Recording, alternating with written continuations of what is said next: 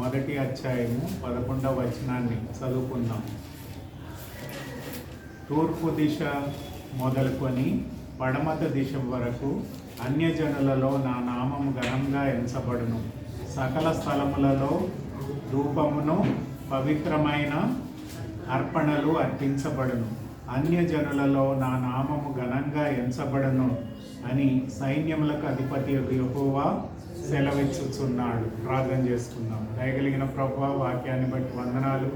వాక్యంలో ఉండే సత్యాన్ని మేము అంగీకరించి వాక్యానుసారమైన ఆత్మీయ జీవితాన్ని మీరు మాకు అనుగ్రహించండి. వచ్చిన ప్రతి ఒక్క బిడ్డను పేరు పేరున దీవించండి. వాక్యంలో ప్రభువా వారిని బలపరచండి. వాక్యంలో ఉండే సత్యాన్ని వారు గ్రహించి అర్థం చేసుకొని మీ నామ మహిమార్థమై ఈ లోకంలో మీ వెలుగు జ్యోతుల వలె ప్రకాశించడానికి, మీ ప్రియ బిడ్డలుగా జీవించడానికి మీ కృపను దయచేయండి. సంఘాన్ని, పరిచర్యని దీవించండి. ప్రభువా మీరే మా అందరితో మాట్లాడి ప్రభువా వాక్యంలో అంగీకరించి వాక్యానుసారమైన ఆత్మీయ జీవితాన్ని మేము ఎల్లప్పుడూ జీవించి మీ నామాన్ని గణపరిచే భాగ్యాన్ని మీరే మాకు అనుగ్రహించి మీరే మహిమ, ఘనత, ప్రభావాలు పొందుకొనమని మాట్లాడుతున్న నన్ను మీ శిలువ చాటును మరుగుపరుచుకొని మీ బిడ్డలకు కావాల్సిన వాక్యాన్ని మీరే అనుగ్రహించి మీరే మహిమ, ఘనత, ప్రభావాలు పొందుకొనమని నజరేయుడైన యేసు పరిశుద్ధ నామంలో అతి వినయంగా బ్రతిమాలి వేడుకుంటున్నాం తండ్రి. ఆమేన్. ఈ మలాకీ గ్రంథము మనందరికీ తెలుసు, చివరి ప్రవక్త, లాస్ట్ ప్రాఫిట్ అంటాం. మలాకీ అంటే అర్థం ఏంటంటే మెసెంజర్. మెసెంజర్ అంటే తెలుగులో దూత అంటాం, లేకపోతే దేవుని యొక్క సువార్తను అందించే వ్యక్తి అని కూడా మనం చెప్తాం. సువార్తికుడు అంటాం. లేకపోతే మరి ఈ మెసెంజర్తో దేవుడు ఇశ్రాయేలు ప్రజలకి కొన్ని మాటలు తెలియపరిచాడు. అయితే ఆ మాటలు ఎలా తెలియపరిచాడంటే ప్రశ్న ఉత్తరం. అంటే ప్రజలు ప్రశ్నిస్తున్నారు, ఆ ప్రశ్నకి ప్రవక్త అయిన మలాకి జవాబిస్తున్నాడు. కాబట్టి ఈ ప్రశ్న ద్వారా దేవుడు వాళ్ళకి సమాధానం ఇస్తూ వాళ్ళని దేవుని బిడ్డలుగా ఎలా జీవించాలో ఈ యొక్క అధ్యాయంలో, అంటే ఈ 4 అధ్యాయాల్లో మనకి తెలియపరుస్తున్నాడు. మరి ఎన్నో సంవత్సరాల క్రితం రాయబడిన ఈ వాక్యము ఈరోజు మనకు కూడా ఉపయోగపరమే. ఎందుకంటే మనం కూడా ఇశ్రాయేలు ప్రజల వల్లనే ఉన్నాము. మనం కూడా అనేక రీతులుగా దేవుణ్ణి ప్రశ్నిస్తూ ఉంటాం. దేవా, ఇది ఎలా జరిగింది, ఇది ఎందుకు జరిగింది అని మనం అనేక విధాలుగా దేవుణ్ణి ప్రశ్నిస్తాము. కాబట్టి ఈ ఇశ్రాయేలు ప్రజలు అడిగిన ప్రశ్నలకి మలాకి దేవుని యొక్క ప్రవక్తగా దేవుని పక్షాన వాళ్ళకి ఆన్సర్ ఇస్తున్నాడు, జవాబిస్తున్నాడు. ఈ విషయాలు ఈ యొక్క పత్రికలో 7 ప్రాముఖ్యమైన విషయాలు మనకు తెలియపరుస్తున్నాడు. అది మనకు కూడా మన జీవితానికి చాలా ఉపయోగకరము. మొట్టమొదటి క్వశ్చన్ చూడండి. మొట్టమొదటి క్వశ్చన్ ఎక్కడుందంటే మలాకీ గ్రంథము 1వ అధ్యాయము 2వ వచనంలో ఉంది. మలాకీ గ్రంథము 1వ అధ్యాయము 2వ వచనం ఇప్పుడు చదువుకున్నాం కదా. చూడండి, యెహోవా సెలవిస్తున్నది ఏమనగా, నేను మీ ఎడల ప్రేమ చూపి ఉన్నాను. అయితే మీరు ఇక్కడ అడుగుతున్నారు ప్రశ్న, ఏ విషయమందు నీవు మా ఎడల ప్రేమ చూపివి అందురు అని వాళ్ళు ప్రశ్నిస్తున్నారు. అంటే యాక్చువల్లీ ఈ యూదులు బబులోను చెరలోంచి బయటికి వచ్చి మళ్ళీ ఇశ్రాయేలు దేశానికి తిరిగి వచ్చి అక్కడ దేవాలయం కట్టుకొని అక్కడ 100 సంవత్సరాలు అయింది. వాళ్ళు అంటే ఆ చెరలోంచి విడిపించబడి మళ్ళీ దేవుని ఆలయం కట్టుకున్నారు. మళ్ళీ వాళ్ళు ఆ యొక్క ఇశ్రాయేల్ ప్రదేశంలో జీవిస్తున్నారు. అయితే వాళ్ళు అడిగే ప్రశ్న ఏంటంటే, దేవా, నీవు మమ్మల్ని ఎలా ప్రేమిస్తున్నావు? ఈరోజు మనం కూడా అదే ప్రశ్న అడుగుతాం. అయ్యా దేవా, నేను నిన్ను నమ్ముకున్నాను, నీ చర్చికి వెళ్తున్నాను, చందా ఇస్తున్నాను, వాక్యాన్ని వింటున్నాను, నిన్ను ఆరాధిస్తున్నాను, ఇవన్నీ కార్యక్రమాలు చేస్తున్నాను, కానీ నీవు నన్ను ఎలా ప్రేమిస్తున్నావు అని మనం కూడా అడుగుతాం. ఇశ్రాయేల్ ప్రజలు అడిగారు. అయితే దేవుడు దానికి సమాధానం ఇచ్చాడు. చూడండి, 3 నుంచి 5 వచనాల్లో ప్రవక్త సమాధానం ఇస్తాడు. అయ్యా మిమ్మల్ని దేవుడు ఎలా ప్రేమిస్తున్నాడు అనే దానికి సమాధానం ఇస్తాడు. చూడండి ఏమంటున్నాడు, 3వ వచనం చదవండి. ఈశావుని ద్వేషించి అతని పర్వతములను పాడు చేసి అతని స్వాస్థ్యమును అరణ్యమందు నక్కల పాలు చేసి తిని. ఇక్కడ మనం చూసినట్లయితే అబ్రహాముని దేవుడు పిలిచాడు. అబ్రహాముని పిలిచి ఆయనతో నిబంధన చేశాడు. తర్వాత అబ్రహాముకి 2 కుమారులను ఇచ్చాడు. ఎవరా 2 కుమారులు? ఇష్మాయిలు, ఇస్సాకు. అయితే వీళ్ళిద్దరిలో దేవుడు ఎవరిని ఎన్నుకున్నాడు? ఇస్సాకుని ఎన్నుకున్నాడు. మరి ఇస్సాకుకి 2 కొడుకులు పుట్టారు. ఎవరా 2 కొడుకులు? ఒకరు ఈశావు, ఒకరు యాకోబు. మరి వీళ్ళలో ఎవరిని ఎన్నుకున్నాడు దేవుడు? యాకోబుని ఎన్నుకున్నాడు. యాకోబుకి ఎంతమంది పిల్లలు? 12 మంది పిల్లలు. ఈ 12 మంది పిల్లల్ని దేవుడు ఎన్నుకున్నాడు. అంటే ప్రవక్త ఏం చెప్తున్నాడంటే, అయ్యా మీరు అంటున్నారు కదా దేవుడు మిమ్మల్ని ఎలా ప్రేమిస్తున్నాడు అంటే, దేవుడు మిమ్మల్ని ఎన్నుకున్నాడు, ఏర్పాటు చేసుకున్నాడు. ఈ లోకంలో ఎంతో మంది ప్రజలు ఉన్నారు, ఎంతో మంది ఉన్నారు. మంచి గొప్పవాళ్ళు ఉన్నారు, పేదవాళ్ళు ఉన్నారు, రకరకాల మనుషులు ఉన్నారు, జాతులు ఉన్నారు. కానీ వీళ్ళందరిలో దేవుడు ఎవరిని ఎన్నుకున్నాడు? ఈ 12 గోత్రాలకు చెందిన ఇశ్రాయేల్ ప్రజలను మట్టుకే ఏర్పాటు చేసుకున్నాడు. అంటే దేవుని ప్రేమ ఎలా కనిపిస్తుంది? దేవుడు వాళ్ళని ఎన్నుకున్నాడు. అంతే. 4-5 వచనాల్లో ఇంకొక మాట చెప్తాడు ఏంటంటే, దేవుడు మీతో నిబంధన చేశాడు కదా. సీనాయి పర్వతం మీద మోషే ఇశ్రాయేల్ ప్రజల్ని ఐగుప్తు బానిసత్వంలోంచి విడిపించి మరి కానాను దేశానికి వెళ్ళే సమయంలో ఆ సీనాయి పర్వతం మీద దేవుడు ఏం చేశాడండి? దేవుడు ఇశ్రాయేల్ ప్రజలతో నిబంధన చేశాడు. ఓల్డ్ టెస్ట్మెంట్ అంటాం, పాత నిబంధన. ఈ పాత నిబంధన ఎవరితో చేశాడమ్మా? ఇశ్రాయేల్ ప్రజలతో చేశాడు. అయితే ఈ ఇశ్రాయేల్ ప్రజలకి ఈ నిబంధనలో 3 విషయాలు గమనించాలి. ఏంటంటే ధర్మశాస్త్రాన్ని ఇచ్చాడు. రెండవది మీరు బలులు అర్పించాలి, సాక్రిఫైసెస్, దేవుని ఆలయంలో బలులు అర్పించాలి. మూడవది ఏంటంటే వాగ్దానాలు ఇచ్చాడు. ధర్మశాస్త్రాన్ని ఇచ్చాడు, బలుల గురించి చెప్పాడు. అంతేకాకుండా దేవుడు నీకు వాగ్దానాన్ని నెరవేరుస్తాను అంటే, ధర్మశాస్త్రాన్ని నీవు పాటించినట్లయితే, దేవుడు కోరిన బలులు నీవు అర్పించినట్లయితే దేవుడు ఏం చేస్తాడంట? ఆశీర్వాదాన్ని ఇస్తాడు. ఒకవేళ దేవుని ఆజ్ఞలను గైకొనకపోతే, బలులు అర్పించకపోతే దేవుడు ఏం చేస్తాడంట? అది కూడా రాశాడు, శాపాలని మీకు అనుగ్రహిస్తాను. అంటే దేవుని వాక్యానికి విధేయత చూపించిన వారిని దేవుడు ఆశీర్వదిస్తాడంట. దేవుని వాక్యాన్ని, ధర్మశాస్త్రాన్ని నిర్లక్ష్యం చేసిన వాళ్ళని, అవిధేయత చూపించిన వాళ్ళని శిక్షిస్తాడంట. అయితే దేవుడు ఇశ్రాయేల్ ప్రజల్ని ఏర్పాటు చేసుకున్నాడు. అయితే వాళ్ళు దేవుని ప్రేమను శంకించారు. అంటే నమ్మలేదు. దేవా నీవు మమ్మల్ని ఎలా ప్రేమిస్తున్నావు అని దేవుణ్ణి అడిగారు. అయితే దేవుడు చెప్తున్నాడు, నేను మిమ్మల్ని ఎన్నుకున్నాను, ఎలెక్టెడ్. అంతేకాదు, రెండవదిగా మీతో నిబంధన చేశాను. నిబంధన చేయడం అంటే ఏంటండి? నీకు దేవునికి ప్రజలకి మధ్యన ఒక ఒప్పందాన్ని దేవుడు చేశాడు. అంటే మీరు నిబంధన ప్రజలు, యు ఆర్ కవనెంట్ పీపుల్. మరి మీరు ఇదంతా మనకి ఎలా ఉపయోగమని మీరు అడిగినప్పుడు అపోస్తుడైన పౌలు ఇదే విషయాన్ని మనకు గుర్తు చేస్తాడు. మనము కూడా నిబంధనలో ఉన్నాము. ఎలా ఉన్నామంట చూడండి. ఎఫెసీయులకు రాసిన పత్రిక 1వ అధ్యాయము 6వ వచనంలో దాని యొక్క సారాంశాన్ని, అంటే పాత నిబంధన ఇశ్రాయేల్ ప్రజలతో చేశాడు, కానీ కొత్త నిబంధనలో ఎవరితో చేశాడు? యేసు ప్రభు ద్వారా ఆయనను ఎవరైతే విశ్వసించి అంగీకరిస్తారో వాళ్ళందరూ కూడా నూతన నిబంధన ద్వారా దేవుని బిడ్డలుగా మార్చబడతారు. ఎఫెసీయులకు రాసిన పత్రిక 1వ అధ్యాయం 6వ వచనంలో చెప్తాడు చూడండి. ఎట్లనగా తన ప్రియుని యందు తాను ఉచితంగా మనకు అనుగ్రహించిన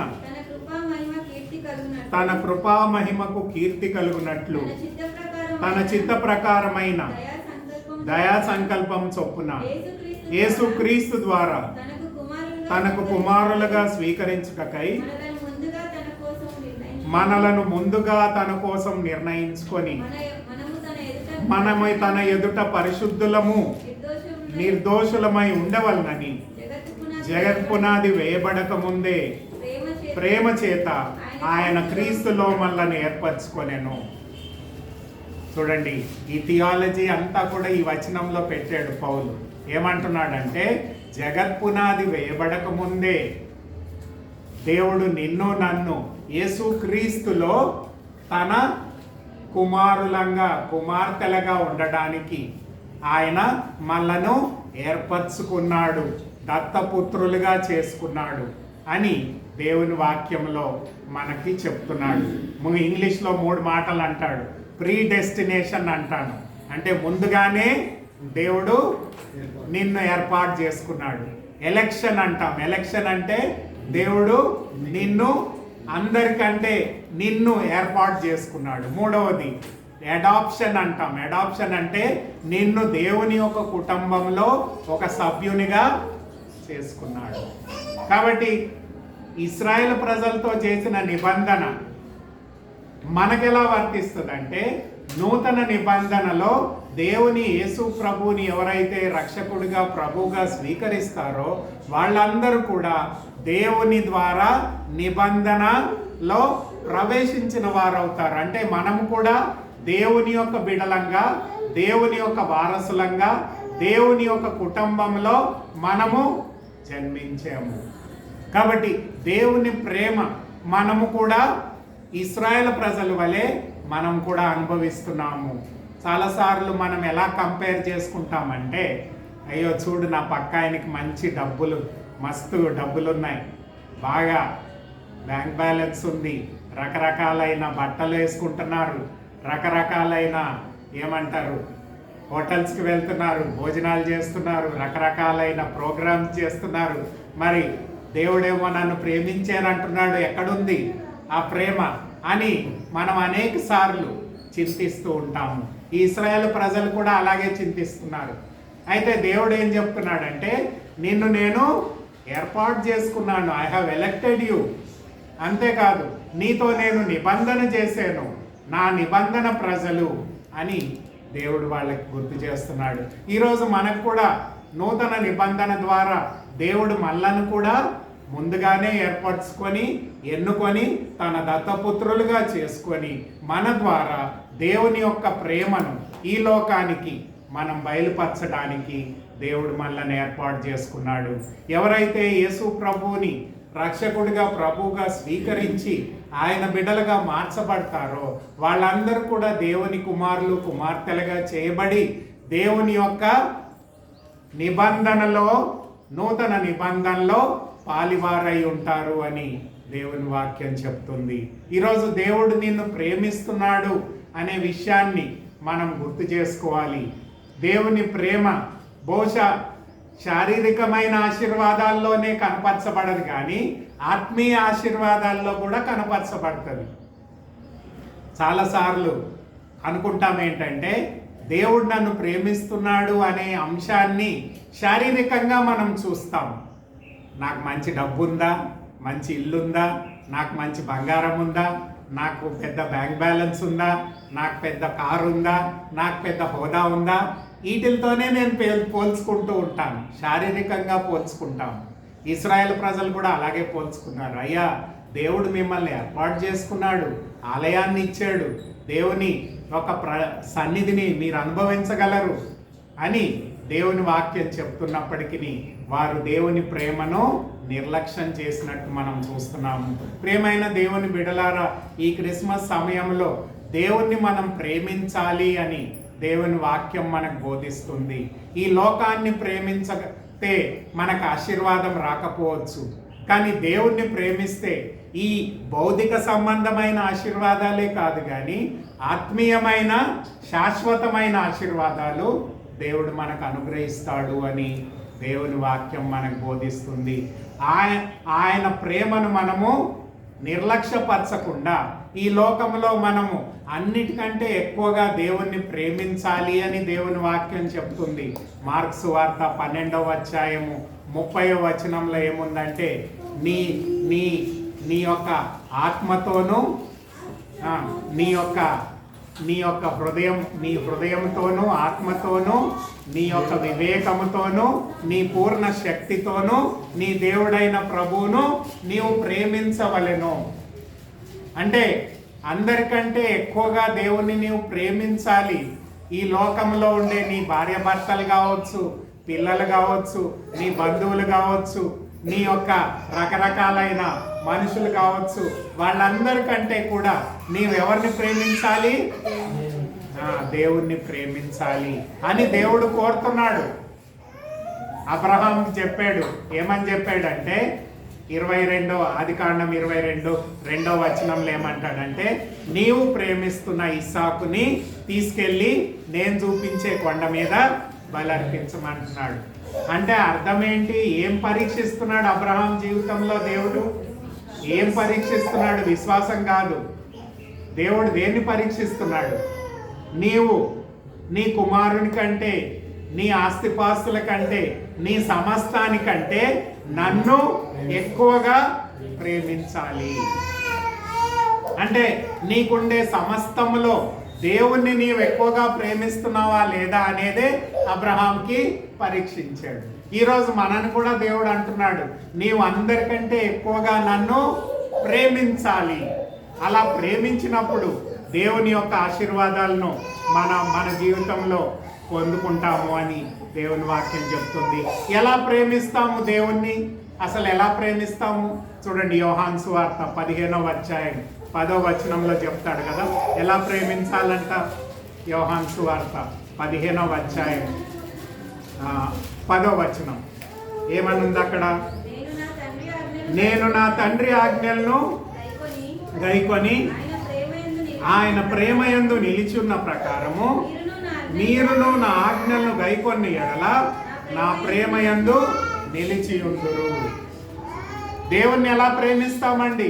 దేవుని ఆజ్ఞలను గైకొనుట ద్వారా, దేవుని వాక్యానికి విధేయత చూపించడం ద్వారా దేవుణ్ణి మనం ప్రేమించగలుగుతాము. ఈరోజు నీవు దేన్ని ప్రేమిస్తున్నావు ఎక్కువగా? దేవుణ్ణి ప్రేమిస్తున్నావా? లోకాన్ని ప్రేమిస్తున్నావా? నీ చుట్టూన్న వారిని ప్రేమిస్తున్నావా? దేవుడు అంటున్నాడు, నీవు నా ఆజ్ఞలను గైకొనడం ద్వారా నన్ను నీవు ఎక్కువగా ప్రేమించాలి. అబ్రహాముకి చెప్పాడు, తీసుకెళ్ళి నీ కొడుకుని బలి అర్పించమంటే ఏం చేశాడు అబ్రహాము? ఆలోచన చేశాడా? 2 రోజులు ఆలోచన చేశాడా? లేదు. వెంటనే తీసుకొని వెళ్ళాడు, ప్రయాణం చేశాడు. ఆ మోరియా పర్వతం దగ్గరికి వెళ్ళాడు. వెళ్ళి ఆ సర్వెంట్స్కి చెప్పాడు, మీరు ఇక్కడ ఉండండి, నేను నా కుమారుడు వెళ్ళి దేవుణ్ణి ఆరాధించి తిరిగి వస్తాము. అంటే ఎలా చెప్పాడండి? ఇద్దరు వెళ్తున్నారు, అసలు అయితే ఒక్కడే రిటర్న్ రావాలి. అయితే ఏమంటున్నాడు ఇక్కడ?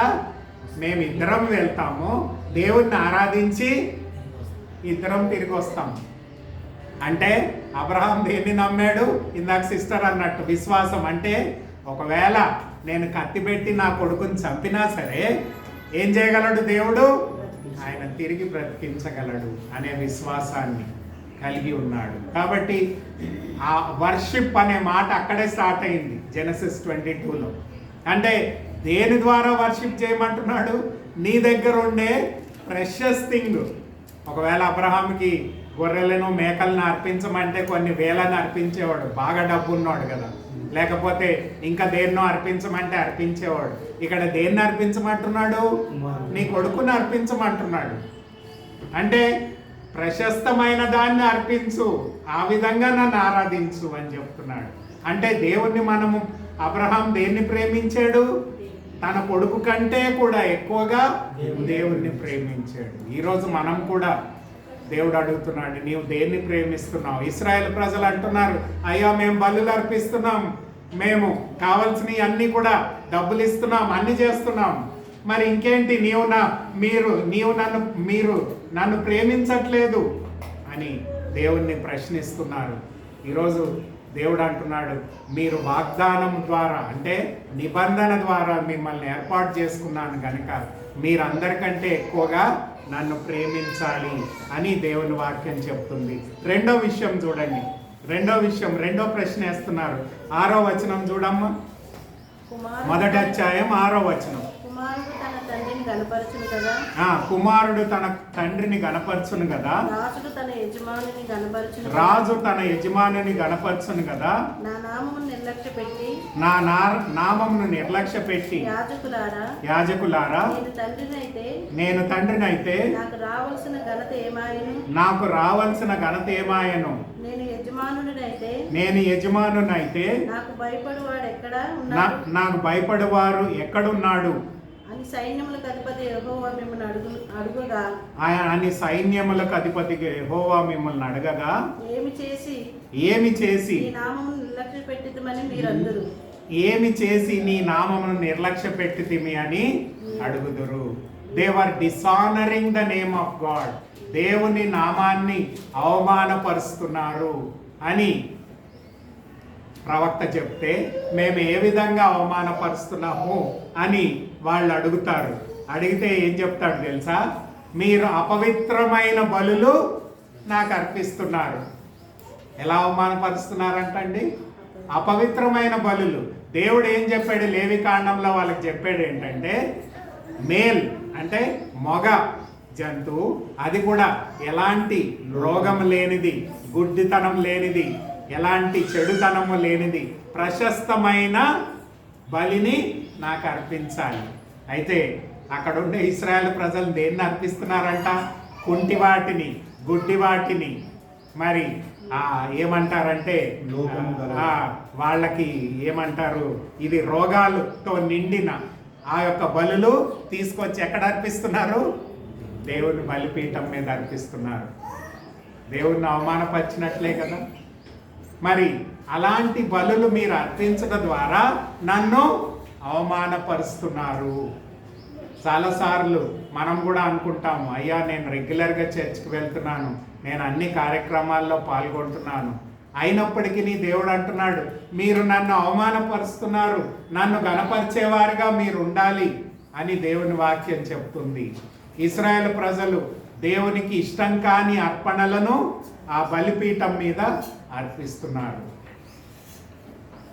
నూతన నిబంధనలో యేసు ప్రభు ఏం చెప్పాడంటే, మీరు బలులు అర్పించక ముందు, ఆ బలిని అర్పించక ముందు ఎవరితోనన్నా మీరు సమాధానంగా లేకపోతే, అంటే ఎవరితోనన్నా నీవు కొట్లాడితే, ఎవరితోనన్నా నీవు కోపగించుకున్నట్లయితే, ఎవరితోనన్నా నీవు ఏమంటారు అభ్యంతరకరమైన సంభాషణ చేసినట్లయితే ముందు ఏం చేయాలంట? ముందు ఏం చేయాలి? పోయి అతనితో సమాధాన పడి అప్పుడు ఏం చేయాలి? నీ బలి తెచ్చి అర్పించాలి.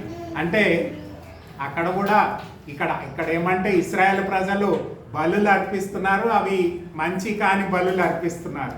ఈరోజు మనని దేవుడు అడిగేది ఏంటంటే, నీ ఆత్మీయ జీవితము సరిగ్గా ఉన్నప్పుడు, నీవు అందరితో సమాధానంగా జీవించినప్పుడు, నీవు పవిత్రమైన జీవితాన్ని జీవించినప్పుడు ఏం చేయాలి?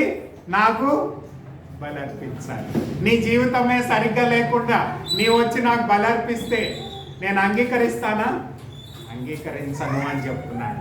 అంతేకాదంట, చూడండి అక్కడుండే యాజకులు 2వ అధ్యాయంలో మీరు చదవచ్చు, 1 నుంచి 9 వచనాలు మనం చదవమనుకోండి. ఆ యాజకుల గురించి దేవుడు చెప్తున్నాడు. యాజకుల్ని ఎవరిని ఏర్పాటు చేసుకున్నాడండి?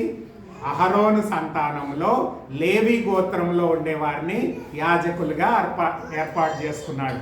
వాళ్ళు ఎలా ఉండాలి? పవిత్రంగా ఉండాలి. ప్రజలు అర్పించే బలులకి వాళ్ళు ఏం చేయాలి? సహకరించాలి. వాళ్ళు పవిత్రమైన బలులు అర్పించేలా చూడాలి. వాళ్ళు దేవుని వాక్యాన్ని వాళ్ళకి బోధించాలి, వాళ్ళని ఆశీర్వదించాలి. ఇవన్నీ కార్యక్రమాలు చేయాలి. దేవుడు వాళ్ళతో నిబంధన చేశాడు, జీవముతో కూడిన నిబంధన, లైఫ్ అండ్ పీస్ అనే మాటను చూస్తాం.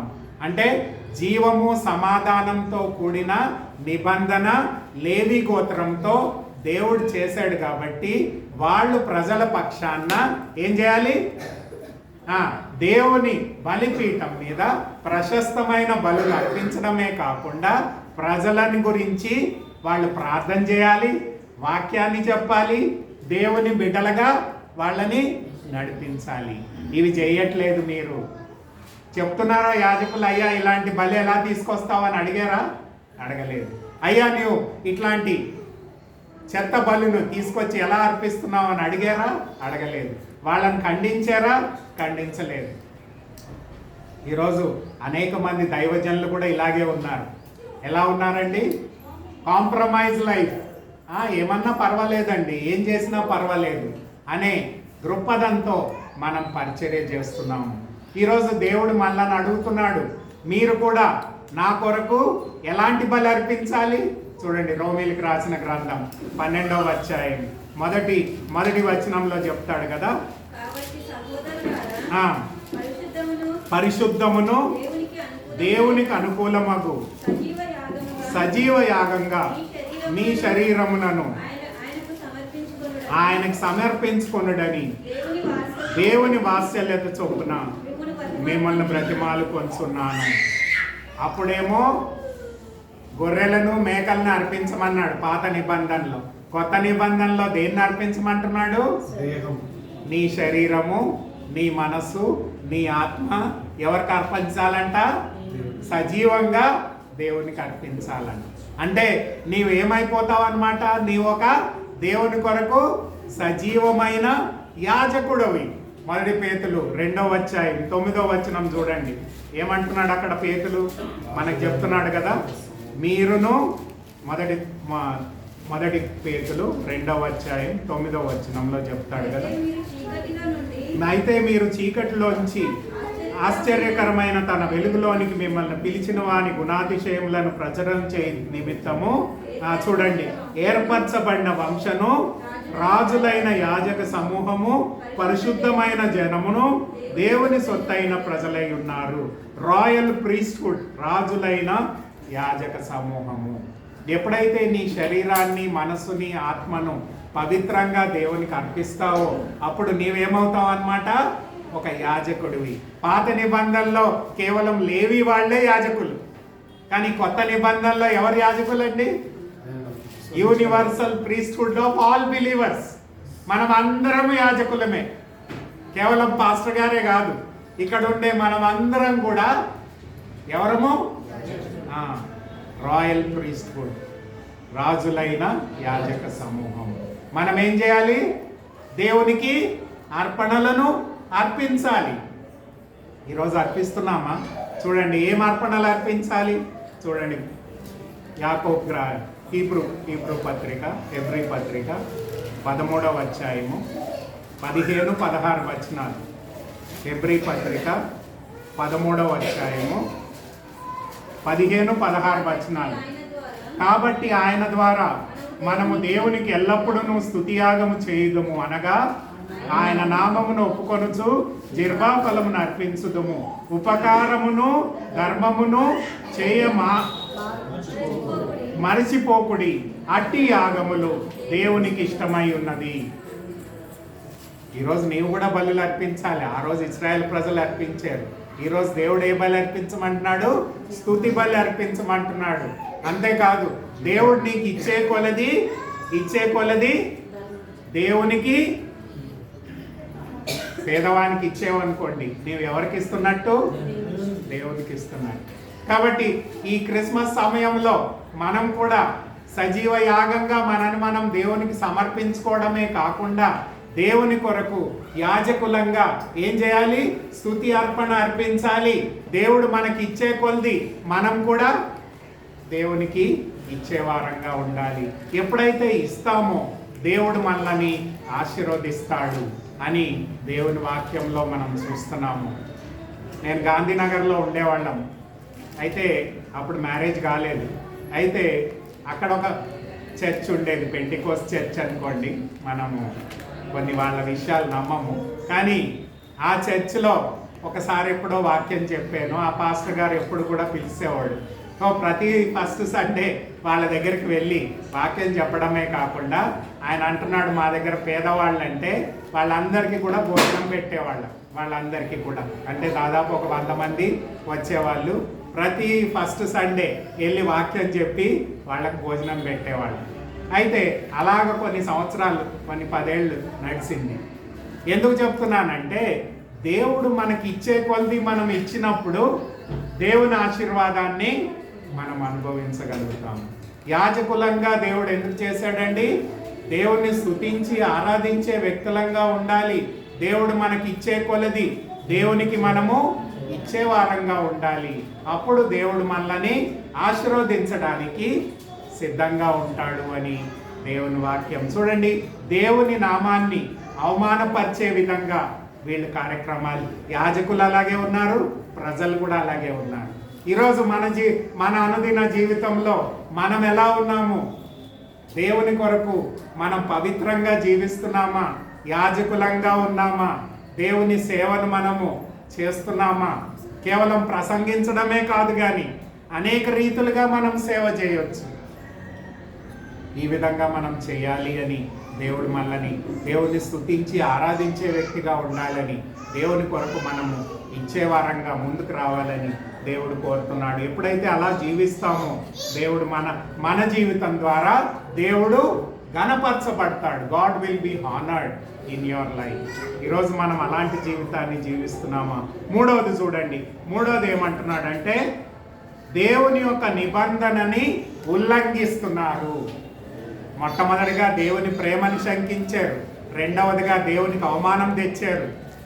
కాబట్టి మనం ఏం చేయాలి? దేవుని ప్రేమించాలి, దేవునికి ఘనత తేవాలి. మూడవది, దేవుని నిబంధనని ఉల్లంఘించారు. చూడండి, వాళ్ళు అడుగుతున్నారు, అయ్యా మేము ఎలాగ ఉల్లంఘించాము దేవుని నిబంధనని అంటే, చూడండి 2వ అధ్యాయం 14వ వచనంలో చెప్తాడు. 2వ అధ్యాయము 14వ వచనం. 2వ అధ్యాయము 14వ వచనం. అది ఎందుకని మీరు అడగగా, యవన కాలమందు నీవు పెళ్లి చేసుకున్న అన్యాయంగా విసర్జించిన నీ భార్య పక్షమున యెహోవా సాక్ష్యమిచ్చుచున్నారు. ఇది నీకు తోటిదై నీవు చేసిన నిబంధన పాత్రులకు కాదా? నీ పెళ్లి భార్య కాదా అని దేవుడు వాళ్ళని ప్రశ్నిస్తున్నాడు. దేవుని నిబంధనని ఉల్లంఘించారు. ఎలా ఉల్లంఘించారండి? వాళ్ళ భార్యని, యవన దశలో ఉండే భార్యని డైవర్స్ చేసి అన్య దేవతలను పూజించే స్త్రీలని వివాహం చేసుకున్నారు. మ్యారేజ్ కవనెంట్ అంటాం. ఇక్కడ మ్యారేజ్ కవనెంట్ అంటే ఏంటంటే, ఆదికాండం 2వ అధ్యాయం 24వ వచనంలో దేవుడు ఏం చెప్పాడండి? ఆ పురుషుడు తన తల్లిదండ్రులను విడిచిపెట్టి తన భార్యను హత్తుకొనును, వారిద్దరూ ఏక శరీరముగా చేయబడును. అంటే దేవుడు ఏం చెప్పాడమ్మా? ఒక పురుషునికి ఒక భార్య, అంతేగాని ఒక పురుషునికి 10 భార్యలు అని చెప్పలేదు. అంటే మనం అనుకుంటాం పాత నిబంధనలో ఉందని. పాత నిబంధనలో కూడా దేవుడు అదే చెప్పాడు. ఏమంటున్నాడండి? ఒక పురుషుడు ఒక స్త్రీ దేవుడు జతపరిచాడు. అంటే మ్యారేజ్ నిబంధన అంటే అర్థం ఏంటంటే, భార్యాభర్తల్ని దేవుడు జత చేశాడంటే వాళ్ళ మధ్యన ఎవరున్నారు? దేవుడు ఉన్నాడు. God is in between their covenant.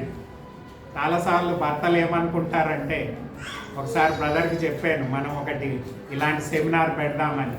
అంటే భర్తలు ఏమనుకుంటారంటే, నా భార్య నా పిల్లలు నా ఇష్ట ప్రకారం నేను ఏమన్నా చేయొచ్చు, నేను వాళ్ళని తిట్టొచ్చు, కొట్టొచ్చు, తన్నొచ్చు, గుద్దొచ్చు, చెడ్డ మాటలు అనొచ్చు, ఏమన్నా అనొచ్చు. ఈవెన్ వాళ్ళని విడిచిపెట్టి ఇంకోళ్ళని కూడా చేసుకోవచ్చు. అంటే దేవుడు అంటున్నాడు, నేను ఎందుకు మిమ్మల్ని కలిపానంటే మీ మధ్యన ఎవరున్నారు? నేనున్నాను. I'm in between. It is a covenant between God and husband and wife. నీ ఇద్దరిదే కాదు కవనెంట్. నిబంధన ఎవరి మధ్యన? దేవునికి భార్య భర్తలకి మధ్యన నిబంధన.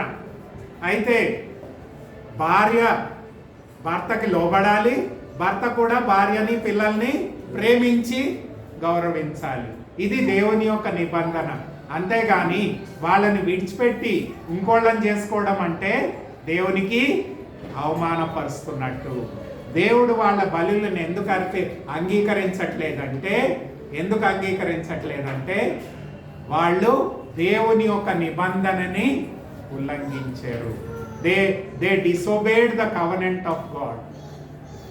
అంతేకాదు, భార్యాభర్తలని దేవుడు ఎందుకు కలిపాడంటే వాళ్ళ ద్వారా దైవికమైన పిల్లల్ని పెంపొందించాలి. గాడ్లీ చిల్డ్రన్, దేవుని భయభక్తుల్లో ఉండే పిల్లల్ని దేవుడు పెంచాలని. అంటే భార్యాభర్తలు విడిపోతే చాలాసార్లు మనం చూస్తున్నాము డైవర్స్ కేసులు, ప్రపంచవ్యాప్తంగా చూస్తున్నాము, క్రైస్తవుల్లో కూడా చూస్తున్నాము. భార్యాభర్త విడిపోతే పిల్లలకి సమాధానం ఉంటుందా? ఉండదు. వాళ్ళు బాగా పెరగగలుగుతారా? పెరగగలరు. వాళ్ళు తల్లిదండ్రుల ప్రేమను పొందగలుగుతారా? పొందలేరు.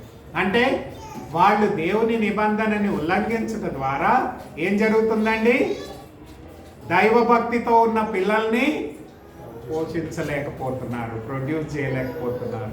ఈరోజు దేవుడు కోరేది ఏంటంటే మనము దేవుడిచ్చిన కుటుంబాన్ని మనము బాధ్యతతో దేవుని నిబంధన అని గుర్తు చేసుకొని మనం మెలగాలి అనేది దేవుని వాక్యం చెప్తుంది. ఈ రోజుల్లో మ్యారేజెస్ ఈజీగా చేసుకుంటున్నారు, ఈజీగా వీడిపోతున్నారు. కానీ దేవుని వాక్యం చెప్పేది ఏంటంటే అది దేవుని ద్వారా ఇచ్చే నిబంధన. చూడండి, ఎఫెసీయులకు రాసిన పత్రిక 5వ అధ్యాయంలో చెప్తాడు కదా, 25 నుంచి 33 వరకు అపోస్తలుడైన పౌలు మనకి విషయాలను చెప్తాడు. ఏమని అంటాడంటే, క్రీస్తుకి సంఘానికి ఉండే సంబంధము భార్య భర్తల సంబంధంతో పోల్చాడు. అంటే యేసు ప్రభువుకి సంఘం ఏమవుతుందండి? వధువుగా సిద్ధపడుతుంది. అంటే రాబోయే కాలంలో యేసు ప్రభు ఎవరితో పెళ్లి చేసుకుంటాడు? సంఘంతో పెళ్లి చేసుకుంటాడు. కాబట్టి సంఘానికి యేసు ప్రభువుకు ఉండే బాంధవ్యాన్ని భార్య భర్తలు కలిగి ఉండాలి. అంటే పవిత్రమైన బంధంగా దాన్ని చూడాలి. దేవునికి ఘనత తెచ్చే బంధంగా ఉండాలి.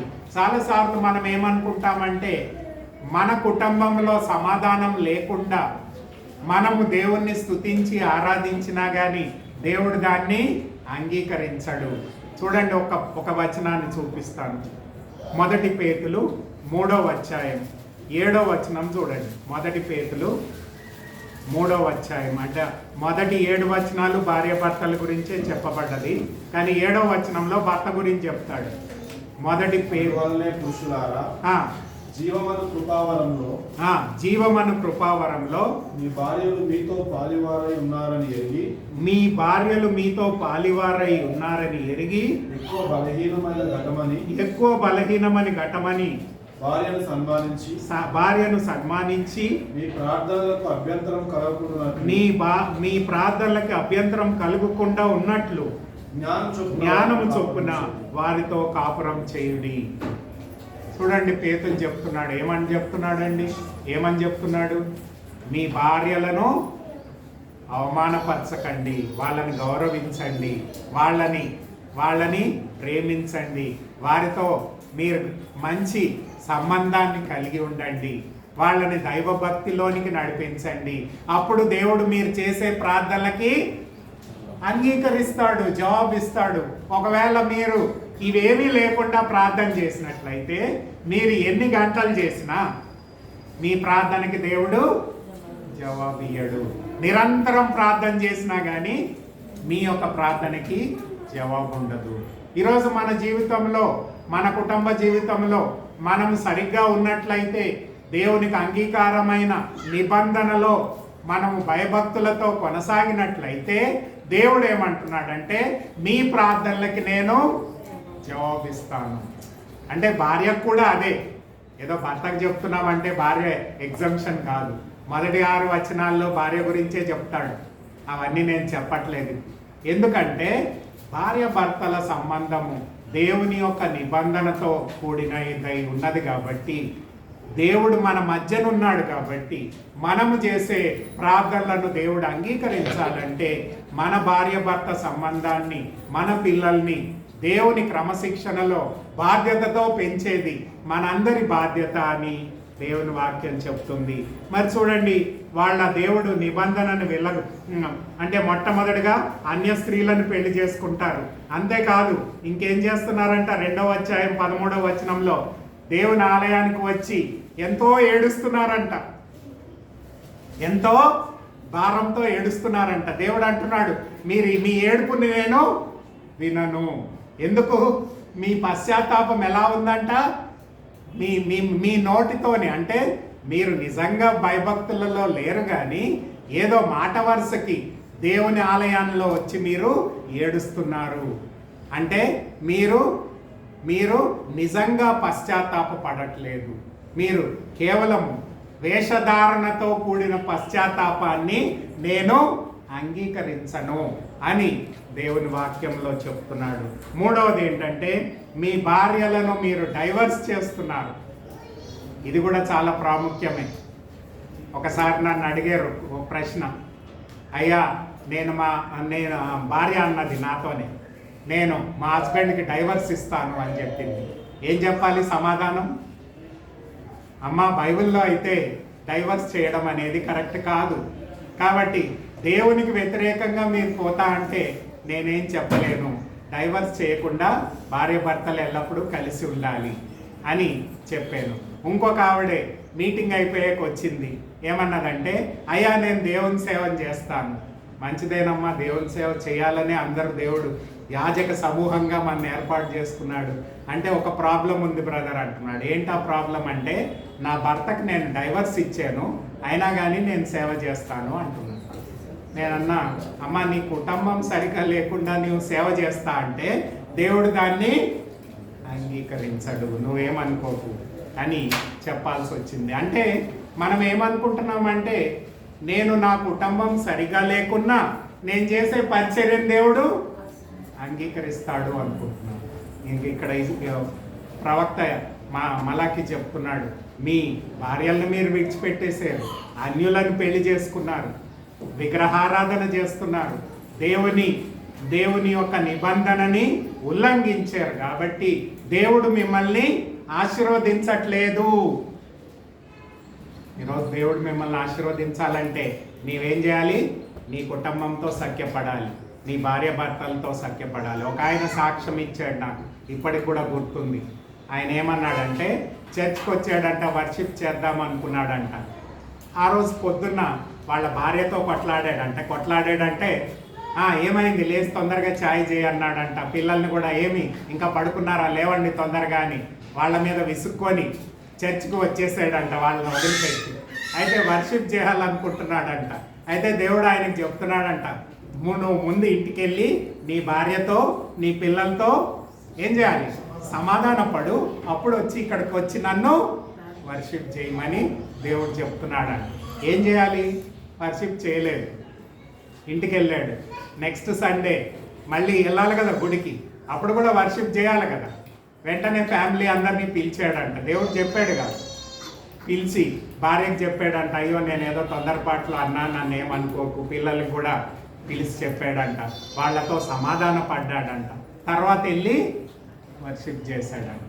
ఆయన ప్రీచరే, ఆయన సాక్ష్యమే చెప్పాడు. ఈరోజు మన కుటుంబమే మనం ఇంటిలో సరిగ్గా లేకుండా ఇక్కడికి వచ్చి నేను వర్షిప్ చేస్తా, నాకుండే బైబిల్ నాలెడ్జ్ ఎవరికి లేదు అనుకున్నట్లయితే దేవుడు ఆ వర్షిప్ని అంగీకరించడు అని దేవుని వాక్యం చెప్తుంది. ఆ ఇశ్రాయేల్ మలాకి అదే చెప్తున్నాడు, మీరు దేవునికి అర్పిస్తున్నారు కరెక్టే, కానీ మీ జీవితం సరిగ్గా లేదు. దేవుని నిబంధనను ఉల్లంఘించారు, మీ భార్యలను వదిలిపెట్టారు, అన్యులను పెళ్లి చేసుకున్నారు, విగ్రహారాధన చేస్తున్నారు, మళ్ళీ నాకు వచ్చి బలి అర్పిస్తున్నారు. నేను ఆ బలిని అంగీకరించను. ఈవెన్ ఆలయం మూసేసినా పర్వాలేదు, కానీ అలాంటి మీలాంటి చెత్త అర్పణలు అర్పిస్తే నేను దాన్ని అంగీకరించను అని దేవుడు చెప్తున్నాడు. ఏమైనా దేవుని బిడ్డలారా, మనము నిబంధన ప్రజలము, అది గుర్తు చేసుకోవాలి.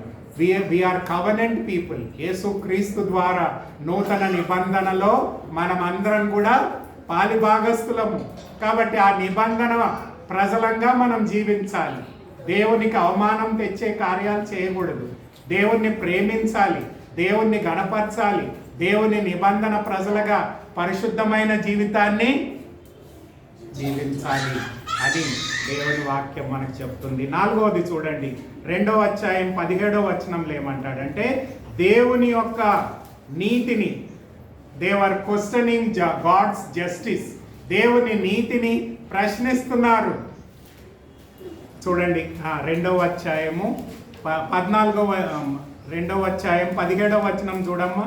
మీ మాటల చేత ఆ, మీరు యెహోవాను ఆయాస పెట్టుచు మీ మాటల చేత మీరు యెహోవాను ఆయాస పెట్టుచు చేతనే ఆయనను పెట్టుచు చేతనే ఆయనను ఆయాస పెట్టుచున్నామ మీరు అడుగుచున్నారు. దుర్మార్గులు యెహోవా దృష్టికి మంచివారి ఆయన సంతోషపడును.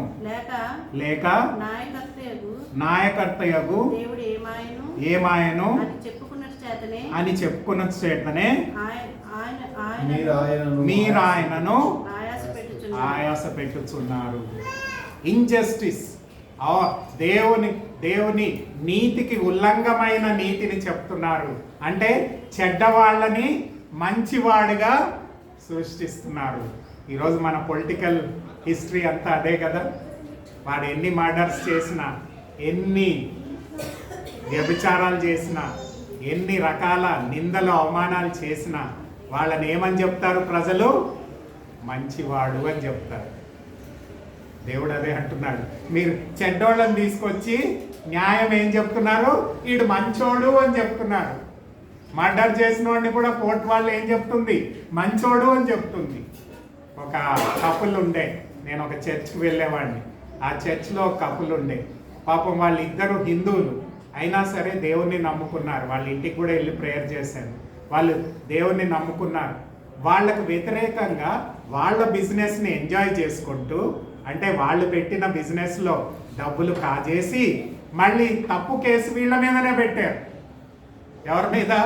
ఈ భార్యాభర్తలు ఏదైతే బిజినెస్ పెట్టారో అందులో పనిచేసే వర్కర్స్ ఆ డబ్బుని కాజేసేసి మళ్ళీ ఎవరి మీద కేసు పెట్టారు?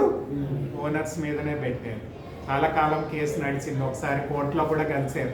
నేను కూడా ఆఫీస్ పరంగా కోర్టుకి వెళ్తే వాళ్ళు అక్కడ కలిసారు. వాళ్ళ కోర్టు బయటనే ప్రార్థన చేశాను. అంటే మళ్ళీ అది సాల్వ్ అయింది అనుకోండి దేవుని దయ వలన.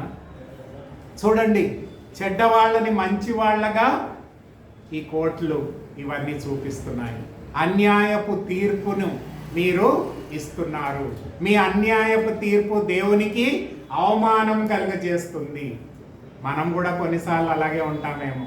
వాడు ఎవడైనా సరే మనకి డొనేషన్ ఇచ్చాడు కాబట్టి వాడు మంచివాడు అని మనం చెప్తాం. ఈరోజు అలాంటి జీవితాన్ని దేవుని యొక్క న్యాయానికి అవమానం తెచ్చేవారుగా ఉన్నారు అని ఇక మలాకి వాళ్ళకి చెప్తున్నాడు. అడుగుతున్నారు వాళ్ళు, మేము ఎలాగా దేవునికి అన్యాయం చేస్తున్నామంటే మీరు చెడ్డవాళ్ళని మంచివాళ్ళు అని చెప్తున్నారు. ఆ విధంగా దేవుని నీతికి అవమానం తెస్తున్నారు అని ఆ మలాకి చెప్తున్నాడు. ఈరోజు మనము మన జీవితాన్ని మనం ప్రశ్నించుకోవాలి.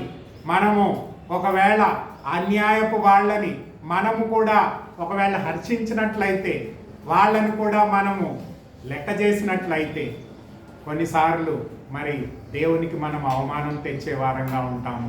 దేవుడు న్యాయాధిపతి. ఆయన మొదటిసారి రక్షకుడిగా వచ్చాడు. రెండోసారి ఎలా రాబోతున్నాడు? న్యాయాధిపతిగా రాబోతున్నాడు. ప్రకటన గ్రంథం 20వ అధ్యాయము 11 నుంచి 15 వచనాల్లో మనం చూస్తాము. 15వ వచనంలో అంటాడు ఏంటంటే, ఎవరి పేరైతే జీవ గ్రంథంలో రాయబడలేదో వారు దేవుని చేత నరకాగ్నిలో పడవేయబడతారు. అంటే అగ్ని ద్వారా శిక్షింపబడతారు అని అక్కడ రాయబడి ఉంది. అంటే చాలాసార్లు ఈ లోకంలో చలామణి అయిపోవచ్చు, కానీ దేవుని దగ్గర మనం చలామణి కాలేము అని మలాకి ప్రవక్త చెప్తున్నాడు. ఈరోజు మనము అన్యాయపు తీర్పులని మనం సమర్థించే వారంగా ఉండకూడదు అని దేవుని వాక్యం చెప్తుంది. ప్రియమైన దేవుని బిడ్డలారా, అందుకని అంటాడు రాబోయే కాలంలో మెస్సయ్య రాబోతున్నాడు కాబట్టి ఆ మెస్సయ్య కొరకు మీరు సిద్ధపడాలి. ఆయన న్యాయపు తీర్పుని మెస్సయ్య గురించి రాశాడంటే జాన్ ద బాప్టిస్ట్ గురించి, యేసు ప్రభు గురించి మలాకి చెప్తున్నాడు. ఇది ఎన్నేళ్ల తర్వాత నెరవేర్చబడ్డది? 400 సంవత్సరాలు. మలాకి తర్వాత 400 సంవత్సరాలు ఎలాంటి వాక్యము లేదు. 400 సంవత్సరాల తర్వాత బాప్తిసం ఇచ్చి యోహాను దేవుని వాక్యాన్ని ప్రకటించడం ప్రారంభించాడు. చూడండి, అన్యాయాన్ని దేవుడు ఏమాత్రం కూడా సహించడు అనే మాటను మనకు చెప్తున్నాడు. 5వ విషయం చూడండి, దేవుని ఇంటిని దొంగతనం చేస్తున్నారు అని చెప్తున్నాడు. చూడండి 3వ అధ్యాయము 7వ వచనం చూడమ్మా. 3వ అధ్యాయము 7వ వచనంలో 6వ ప్రశ్న వాళ్ళు వేస్తున్నారు. ఏమంటున్నారు చూడండి. నీ పితరుల నాటి నుండి మీరు నా కట్టడలను గైకొనక వారిని తోసివేసితిరి. అయితే మీరు నా తట్టు తిరిగిన ఎడల నేను మీ తట్టు తిరుగుదునని సైన్యములకు అధిపతి యెహోవా సెలవీయగా మేము దేని విషయములలో తిరుగుదమని మీరందరూ. దేవుని యొక్క దేవాలయాన్ని వాళ్ళు దొంగలిస్తున్నారు అని ప్రవక్త చెప్తున్నాడు. అంటే అర్థం ఏంటన్నమాట? దేవునికి ఇవ్వాల్సిన అర్పణలు ఇవ్వట్లేదు. ఏం అర్పణలు ఇవ్వాలంట? పాత నిబంధనలో 10% ఇవ్వాలి. అంటే అది డబ్బు కావచ్చు, మీకు వచ్చే క్రాప్స్ కావచ్చు, నీకు వచ్చే ఏ ఆదాయం అన్నా కావచ్చు. దాంట్లో 10వ భాగం ఏం చేయాలంట? ఏం చేయాలి? దేవునికి ఇవ్వాలి. అప్పుడు ఏమవుతుంది? దేవుని యొక్క ఆలయంలో కావలసిన వస్తువులు, అక్కడ ఉండే యాజకులు వాళ్ళందరూ కూడా పోషింపబడతారు. కాబట్టి దేవుని ఆలయము కొనసాగుతుంది. 2 విధాల అర్పణలు ఇవ్వాలి. మొట్టమొదటిది ఏంటంటే సంవత్సరానికి ఒకసారి 10% ఇవ్వాలి. రెండవది ప్రతి 3వ సంవత్సరము ఈ యొక్క 10% కాకుండా పేదలని గుర్తు చేసుకొని కొంత భాగం తీసిపెట్టి సంవత్సరం అయ్యాక తీసుకొచ్చి పేదలకి అర్పణగా ఇవ్వాలి. అంటే 10వ భాగం ఇచ్చేదేమో యాజకులకి సేవ కోసం ఇవ్వాలి. కానీ ఇంకొక భాగం ఉంది. ఆ భాగం ఏం చేయాలి? ఆ భాగము ప్రతి 3 ఏళ్లకు ఒకసారి ఎవరికి ఇవ్వాలి? పేదలకు ఇవ్వాలి. ఈరోజు 10వ భాగము ఇవ్వరు, పేదలకు ఇవ్వడం కూడా ఇవ్వరు చాలా సంఘాలు. ఎందుకు అంటే దేవుణ్ణి వారు ఏం చేస్తున్నారంట? దొంగిలిస్తున్నారు అని దేవుని వాక్యం చెప్తుంది. మరి మనం నూతన నిబంధన విశ్వాసులం కాబట్టి 10వ భాగం ఈమని ఎక్కడా రాయబడలేదు, అదందరికీ తెలిసిన విషయమే. కానీ ఎలాగ ఇవ్వాలి అనే విషయాన్ని 2 కొరింథీ 8వ అధ్యాయం 9వ వచనం 9వ అధ్యాయాలు, ఈ 2 అధ్యాయాల్లో తేటగా పౌలు రాశాడు. 2 కొరింథీ 8వ అధ్యాయము 9వ అధ్యాయము మీరు ఇంటికి వెళ్ళాక చదువుకోండి. దాంట్లో ఎట్లా దేవునికి మీరు అర్పణ ఇవ్వాలో అనే విషయాన్ని రాశాడు. 3 మాటలు చెప్తాను. మొట్టమొదటిది ఏంటంటే సంతోషంగా ఇవ్వాలి. చాలాసార్లు మనం ఇచ్చేది ఏంటంటే అబ్బా వాడేమనుకుంటాడో వీడేమనుకుంటాడో, ఏమో మళ్ళీ ఇవ్వకపోతే వాళ్ళు బాధపడతారులే అనే ఉద్దేశంతో ఇస్తాం. సంతోషంగా ఇవ్వాలి. అంతేకాకుండా ఇష్టపూర్వకంగా ఇవ్వాలి. విల్లింగ్. దేవుడు నీకు ఇష్టం లేకుండా ఈమని ఎప్పుడూ అడగడు. అంటే దేవుడికి ఏమి డబ్బు తక్కువ లేదు, ఆస్తి తక్కువ లేదు. నువ్వు ఇవ్వకున్నా పరిచర్య జరుగుతుంది. కాబట్టి సంతోషంగా ఇవ్వాలి, ఇష్టపూర్వకంగా ఇవ్వాలి. 3వది ధారాళంగా ఇవ్వాలి. అందుకని ఒక ఎగ్జాంపుల్ ఇస్తాడు. ఆ 2 కొరింథీ 8వ అధ్యాయం మొదటి 4 వచనాల్లో మాసిడోనియా సంఘం గురించి రాస్తాడు. ఆ మాసిడోనియా సంఘస్థులు ఎలాంటి వారంట? నిరుపేదవాళ్ళు అయినప్పటికీ వాళ్ళు ఎలా ఇచ్చారంట? ధారాళంగా ఇచ్చారంట. లేమిలోంచి కూడా ఇచ్చారంట. లేమంటే ఏంటండి? నా దగ్గర డబ్బు లేదు, నేనేదో ఎక్కడి నుంచో అప్పు తెచ్చాను. ఆ అప్పును కూడా ఏం చేశాడంట? దానిలో కూడా తీసుకొచ్చి ఇచ్చాడు.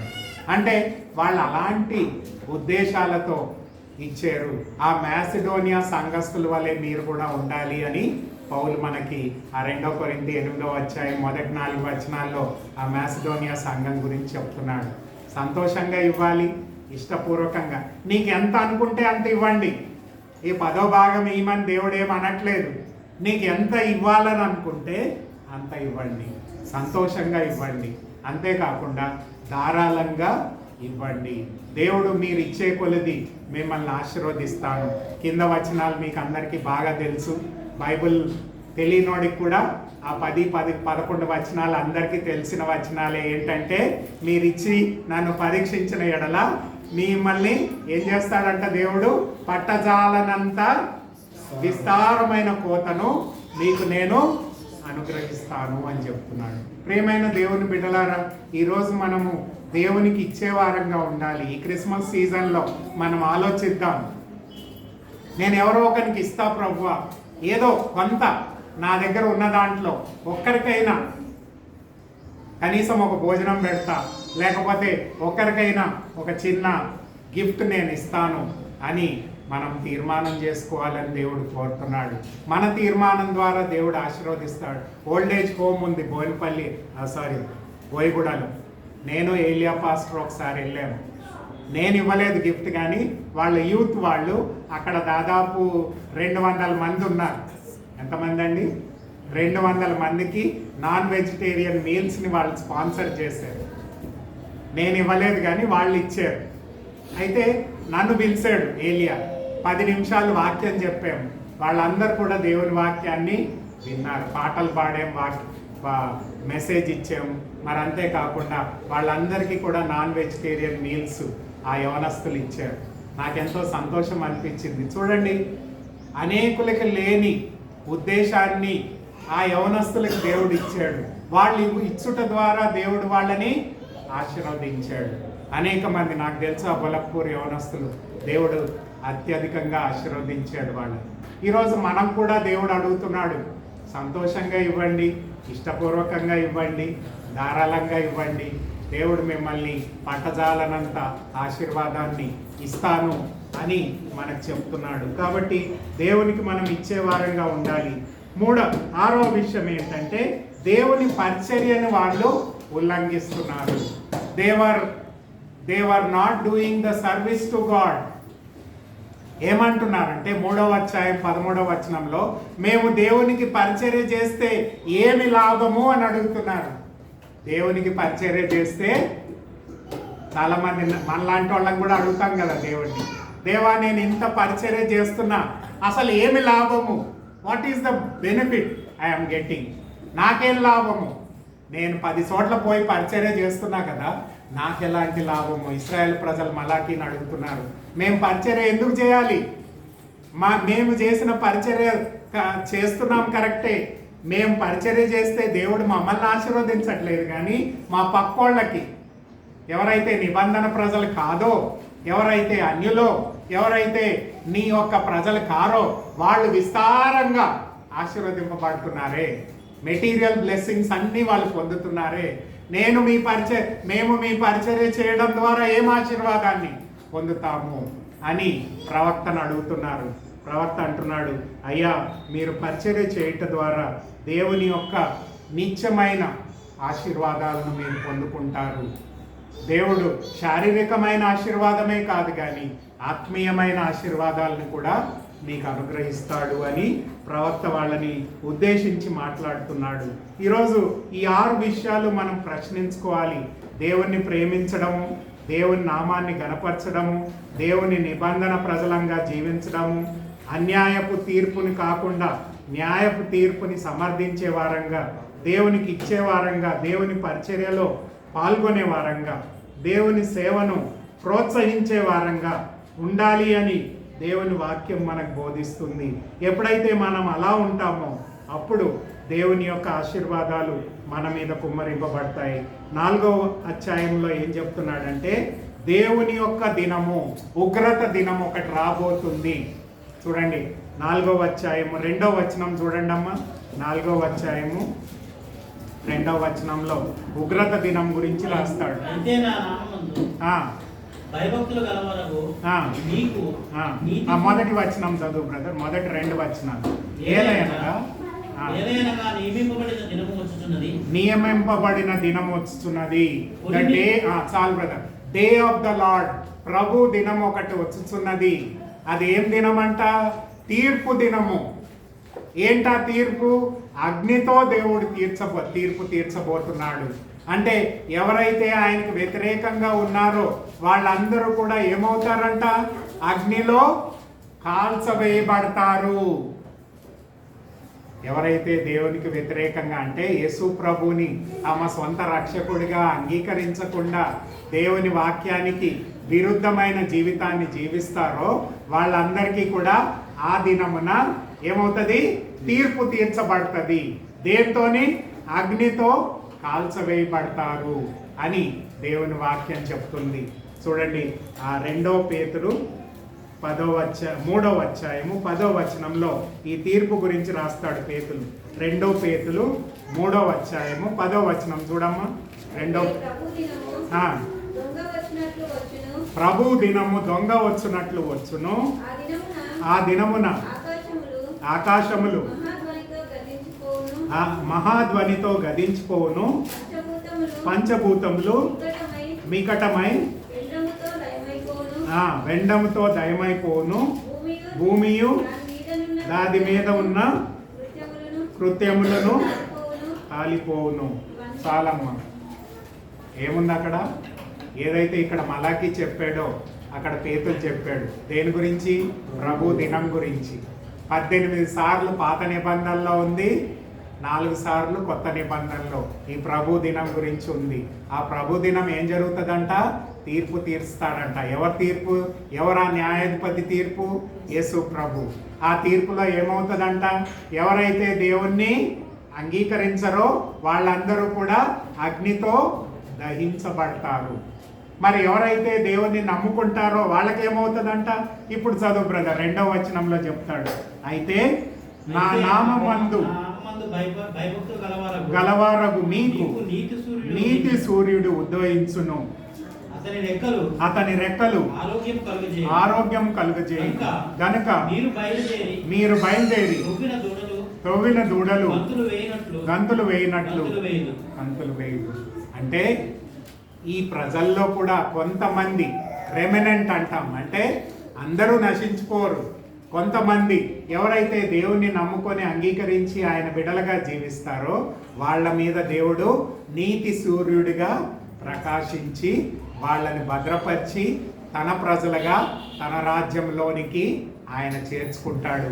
కొత్త భూమి కొత్త ఆకాశంలో ఈ ప్రజలు దేవునితో పాటు నిత్యం ఉంటారు అని దేవుని వాక్యం చెప్తుంది. ఏమైనా దేవుని బిడలారా 6 విషయాలు చెప్పాడు మలాకి. ఏమని చెప్పాడండి? మొట్టమొదటిగా దేవుణ్ణి ప్రేమించాలని చెప్పాడు. 2వది దేవుని నామాన్ని గౌరవించాలని చెప్పాడు. 3వది దేవుని నిబంధనని ఉల్లంఘించకుండా భయభక్తులతో జీవించాలని చెప్పాడు. 4వది దేవుడు అన్యాయపు తీర్పుని సహించడు, న్యాయపు తీర్పుని ఆయన కోరతాడు అంటున్నాడు. 5వది దేవునికి ఏం చేయాలంట? మనని మనం అర్పించుకోవాలి. అంతేకాకుండా దేవుడు మనకి ఇచ్చే కొద్ది దేవునికి మనము ఇచ్చే వారంగా ఉండాలి. దేవుని పరిచర్యను ఏం చేయాలి? ఆసక్తితో చేయాలి. దేవుని పరిచర్యను చేయాలి. అదే చెప్తాడు కదా, చూడండి 1 కొరింథీ 15:58లో పౌలు చెప్తాడు చక్కని మాట. ప్రభువునందు మీ ప్రయాసము వ్యర్థం కాదని ఎరిగి స్థిరుతులను కదలని వారును ఎప్పటికీ ప్రభు కార్యాభివృద్ధి అందు ఆసక్తులై ఉండు. ఈ వచనం చాలా సార్లు దేవుడు నాతోనే మాట్లాడాడు. అనిపిస్తుంది, దేవా ఏదో పరిచర్య చేస్తున్నాం కానీ దీనివల్ల ఏం లాభము, ఎవరు పెద్ద దీన్ని పట్టించుకుంటున్నారంటే దేవుడు అంటున్నాడు, నా యొక్క పరిచర్యలో మీరు ఏం చేయాలి? కొనసాగాలి. మీరు చేసే ఆ పరిచర్యని ఎవరు ఆశీర్వదిస్తారు? దేవుడు ఆశీర్వదిస్తాడు. మనము పట్టించుకున్నా పట్టించుకోకపోయినా దేవుడు తన కార్యాన్ని ప్రజల జీవితాల్లో జరిగిస్తాడు. అది మన నమ్మకం. కాబట్టి ఆయన సేవలో మనం ఎల్లప్పుడూ కూడా నిరుత్సాహపడకుండా కొనసాగించుకునే వారంగా ఉండాలి. అప్పుడు ఏమవుతుందంట? దేవుడు ఆ దినం వచ్చినప్పుడు, తీర్పు దినం వచ్చినప్పుడు ఎవరైతే దేవునికి వ్యతిరేకంగా ఉన్నారో వాళ్ళందరూ అగ్నితో కాల్చబడతారు. ఎవరైతే దేవుణ్ణి నమ్ముకొని ఆయన బిడ్డలుగా జీవిస్తారో వాళ్ళ ఏమవుతారు? నీతి సూర్యుడిగా వాళ్ళ మీద అంటే అగ్ని ఏం చేస్తుందమ్మా? ఒకరినేమో కాల్చేస్తుంది, ఒకరినేమో భద్రపరుస్తుంది కదా. సేమ్ అగ్ని ఏం చేస్తుంది? ఒకరిని కాల్చేస్తుంది, ఇంకొకరిని ఏం చేస్తుంది? నీతి సూర్యుడిగా ప్రకాశిస్తుంది, వెలుగుని, సంతోషాన్ని, సమాధానాన్ని అనుగ్రహిస్తుంది. దేవుణ్ణి నమ్ముకున్న ప్రజలము మనం దేవుణ్ణి గౌరవించే వారంగా ఉండాలి, దేవుని నామాన్ని హెచ్చించే వారంగా ఉండాలి. ఈ 11వ వచనాన్ని మీరు ఇంటికెళ్ళే కూడా ఒకసారి చదువుకోండి. ఏమంటున్నాడు ఇక్కడమ్మా? 11వ వచనాన్ని ఒకసారి చదివి ముగిద్దాం. మలాకి గ్రంథం 1వ అధ్యాయం 11వ వచనం. తూర్పు దిశ మొదలుకొని పడమట దిశ వరకు అన్యజనులలో నా నామము ఘనముగా ఎంచబడును. సకల స్థలములలో దీపమును పవిత్రమైన అర్పణలను అర్పింపబడును.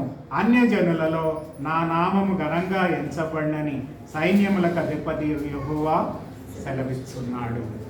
కేవలం ఇశ్రాయేలు ప్రజలకే కాదు కానీ అన్యులైన మనకు కూడా దేవుడు అంటున్నాడు, మీరు కూడా నా ప్రజలుగా చేసుకొని, దేవుడు మనని ఇశ్రాయేల్ ప్రజల్ని ఎలా ఆశీర్వదించాడో అలాగ మనని కూడా ఆశీర్వదించి మన ద్వారా దేవుని నామానికి మహిమ తెచ్చుకోవడానికి దేవుడు సిద్ధంగా ఉన్నాడు అని దేవుని వాక్యం చెప్తుంది. అన్యజనులైన మనని కూడా దేవుడు ఇశ్రాయేల్ వలె ప్రేమించి నిబంధన ప్రజలంగా మనని చేసుకొని ఆయన ప్రేమ ద్వారా మనని భద్రపరిచి ఆశీర్వదించి మన ద్వారా తన నిత్య సంకల్పాన్ని ఈ లోకంలో నెరవేర్చుకోవడానికి ఆయన సిద్ధంగా ఉన్నాడు అని దేవుని వాక్యం చెప్తుంది. మరి మనము దేవుని వాక్యానికి స్పందించే వారంగా, దేవుడు చూపించిన విషయాలలో ఆయనను ప్రేమించే వారంగా, ఆయన నామాన్ని గణపరిచే వారంగా, ఆయనకి అన్యాయము కాకుండా న్యాయ విధులను వెంబడించే వారంగా, దేవునికి ఇచ్చే వారంగా, దేవుని పరిచర్యలో పాల్గొనే వారంగా మనం ఉన్నప్పుడు దేవుడు మన ద్వారా తన నిత్య సంకల్పాన్ని ఈ లోకంలో నెరవేర్చుకుంటాడు. నా నామమును గణపరచుడి. ఇక్కడ మలాకి ఒకటే అంటాడు, దేవుని నామాన్ని ఎందరైతే గణపరుస్తారో వాళ్ళందరినీ కూడా దేవుడు మతము మార్గము ఏమీ చూడకుండా, వాళ్ళ బ్యాక్గ్రౌండ్ ఏమీ చూడకుండా దేవుడు వాళ్ళని ఆశీర్వదిస్తాడు. కాబట్టి దేవుని నామాన్ని గణపరిచే వారంగా ఉండాలి అని దేవుని వాక్యం బోధిస్తుంది. ఈ మలాకి ప్రవక్త ద్వారా దేవుడు మనకు కూడా సందేశాన్ని ఇస్తున్నాడు. ఏంటంటే అన్ని విషయాల్లో దేవుణ్ణి మనం మహిమపరిచే వారంగా ఉన్నప్పుడు మన ద్వారా దేవుడు నామము ఈ భూలోకంలో గణపరచబడుతుంది. కళ్ళు మూసుకుందాం, ప్రార్థన చేసుకుందాం. ఈరోజు మన జీవితాన్ని కూడా పరీక్షించుకుందాం. దేవునికి అవమానం తెచ్చే కార్యాలు మనం చేస్తున్నామేమో, దేవుణ్ణి ఎక్కువగా ప్రేమించట్లేదేమో, దేవుని నిబంధనను ఉల్లంఘించే వారంగా ఉంటున్నామేమో, దేవుని న్యాయ విధులని మనం ఫాలో అవ్వట్లేదేమో, దేవుని సేవను మనం పట్టించుకోవట్లేదేమో. దేవుడు అంటున్నాడు, మీరు నన్ను ప్రేమించేవారిగా ఉండాలి, నన్ను గణపరిచేవారిగా ఉండాలి, నా నిబంధన ప్రజలుగా ఉండాలి, న్యాయ విధులను మీరు ఉల్లంఘించకుండా ఉండాలి, దేవునికి మనని మనం అర్పించుకోవాలి. అంతేకాకుండా దేవుడు మనకిచ్చే కొద్ది మనం అనేకులకు ఇచ్చేవారంగా ఉండాలి. దేవుని సేవలో మనం పాలిభాగస్థులమై ఉండాలి. దేవుడు ఆ దినమున ఉగ్రత దినాన్న మనల్ని భద్రపరిచి తన నూతన భూమి, నూతన ఆకాశంలో మనని కూడా చేర్చుకొని మనము దేవునితో పాటు నిత్యం ఉండడానికి దేవుడు మనల్ని ఆశీర్వదిస్తాడు అని దేవుని వాక్యం మనకు బోధిస్తుండగా మనము దేవుని వాక్యానికి విధేయత చూపించి మన జీవితాన్ని దేవునికి సమర్పించుకొని ఆయన యందు విశ్వాసం ఉంచి ఆయనను ఎక్కువగా ప్రేమించి ఆయన వాక్యానికి సమృద్ధి అయిన విధేయతను, సంపూర్ణ విధేయతను చూపించే వారంగా ఉన్నప్పుడు మన విశ్వాసాన్ని బట్టి, మన దేవుని పట్ల ఉండే ప్రేమను బట్టి, మన చూపించే విధేయతను బట్టి దేవుడు మనల్ని ఆశీర్వదిస్తాడు అని దేవుని వాక్యం మనకు సెలవిస్తుంది. అలాంటి జీవితాన్ని మనం ఎల్లప్పుడూ కలిగి ఉండి దేవుని నామాన్ని కనపరచాలి అని దేవుని వాక్యం చెప్తుంది కనుక మనం అలాంటి జీవితాన్ని జీవించి దేవుని నామాన్ని కనపరుచుదాం. ప్రార్థన చేసుకుందాం. దయగలిగిన ప్రభువా, మలాకి ద్వారా మీరు చెప్పిన విషయాలన్నింటినీ కూడా మేము ధ్యానించాము తండ్రి. అనేక సార్లు మిమ్మల్ని ప్రేమించకుండా లోకాన్ని ప్రేమించే వారంగా ఉంటున్నాము. ప్రభువా, మమ్మల్ని క్షమించి ఈ లోకంలో అందరికంటే ఎక్కువగా మిమ్మల్ని ప్రేమించే వారంగా ఉండడానికి మాకు సహాయం చేయండి. అనేక సార్లు మీ నామానికి అవమానం తెచ్చే వారంగా ఉంటున్నాము.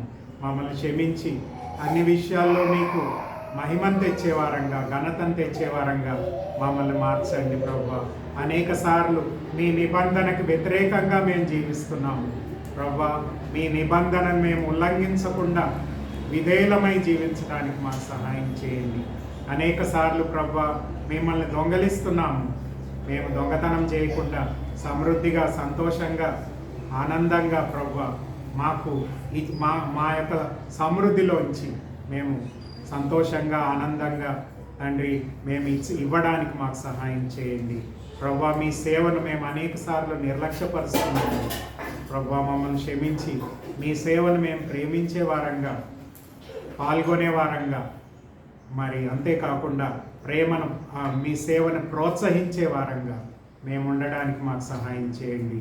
మీరు ఒకరోజు రాబోతున్నారు, ఆ తీర్పు దినాన్న ప్రభువా మేము అగ్నితో దహించబడకుండా ప్రభువా నీతి సూర్యుని వలె మా మీద మీరు ప్రకాశించి మీ నిత్యమైన రాజ్యంలో మేము ప్రవేశించి మీతో ఆనందంగా జీవించడానికి, నూతన భూమి, నూతన ఆకాశంలో మీతో పాటు ఎల్లప్పుడూ జీవించే భాగ్యాన్ని మాకందరికీ కూడా దయచేయమని, మమ్మల్ని మా కుటుంబాల్ని దీవించి ఆశీర్వదించమని, మీ నామానికి ఘనత తెచ్చే వారంగా మమ్మల్ని సిద్ధపరిచి వాడుకొని మీరు మహిమ పొందమని మీకే కృతజ్ఞతాస్తుతులు చెల్లిస్తూ నజరేయుడైన యేసు పరిశుద్ధ నామంలో అతి వినయంగా బ్రతిమాలి వేడుకొంచున్నాము తండ్రి. ఆమేన్.